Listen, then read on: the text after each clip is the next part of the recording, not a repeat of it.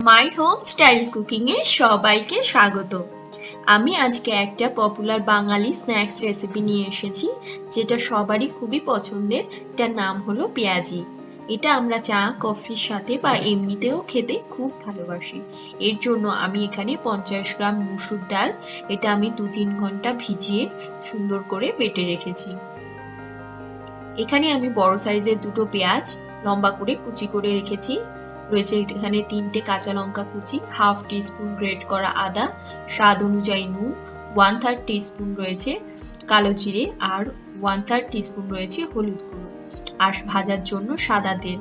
আপনাদের যদি আমার এই রেসিপিটা ভালো লাগে, আপনারা লাইক এবং শেয়ার করবেন এবং আমার চ্যানেলকে সাবস্ক্রাইব করতে একদমই ভুলবেন না।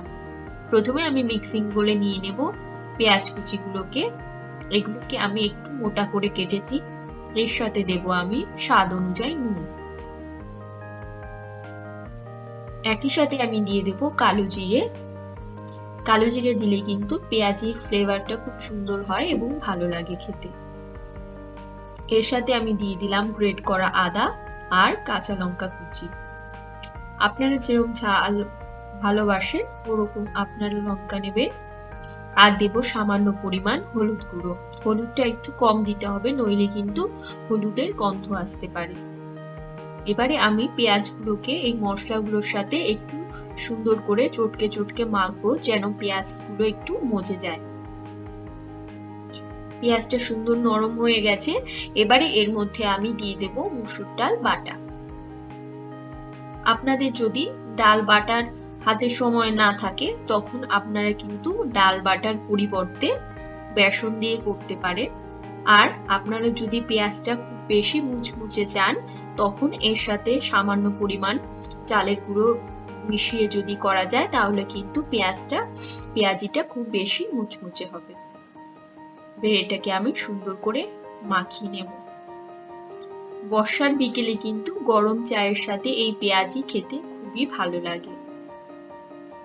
এটা মাখা হয়ে গেছে।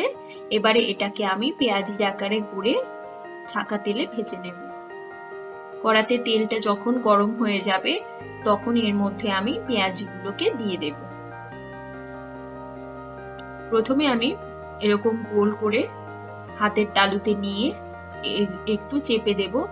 চেপে দিয়ে পেঁয়াজির আকার দিয়ে এটা আমি তেলের মধ্যে ছেড়ে দেব। এইভাবে আমি বাদবাকি পেঁয়াজিগুলো গড়ে তেলের মধ্যে দিয়ে ব্রাউন করে ভেজে তুলব। প্রথমে আমি আঁচটাকে কিন্তু একটু লোয়ের দিকে রাখবো। তারপরে শেষের দিকে যখন পেঁয়াজিটা প্রায় হয়ে আসবে, তখন আমি আঁচটাকে বাড়িয়ে ব্রাউন করে ভেজে তুলে নেব। প্রথমেই যদি আমি আঁচটাকে বাড়িয়ে দিই, তাহলে কিন্তু পেঁয়াজিটার উপরটা পুড়ে যাবে এবং ভেতরে নরম থাকবে আর কাঁচা থাকবে। তাই ওটাকে প্রথমে আমি একটু কম আঁচে ভাজবো। আপনাদের যদি আমার কাছে কোনো রেসিপির রিকোয়েস্ট থাকে, আপনারা কিন্তু আমাকে কমেন্ট সেকশনে কমেন্ট করে জানাতে পারেন। আমি চেষ্টা করব ওটা খুব তাড়াতাড়ি আপনাদের করে দেখানোর। তাছাড়াও আপনাদের যদি আমার এই রেসিপির ব্যাপারে কোনো মতামত থাকে, আপনারা কিন্তু তাতেও আমাকে কমেন্ট করে জানাতে পারেন। পেঁয়াজি যখন একটা দিক একটু হয়ে যাবে, তখন আমি এটাকে উল্টে দেব। যে একটু সাবধানে করতে হবে, যেন আবার গায়ে ছিটকে না আসে তেল।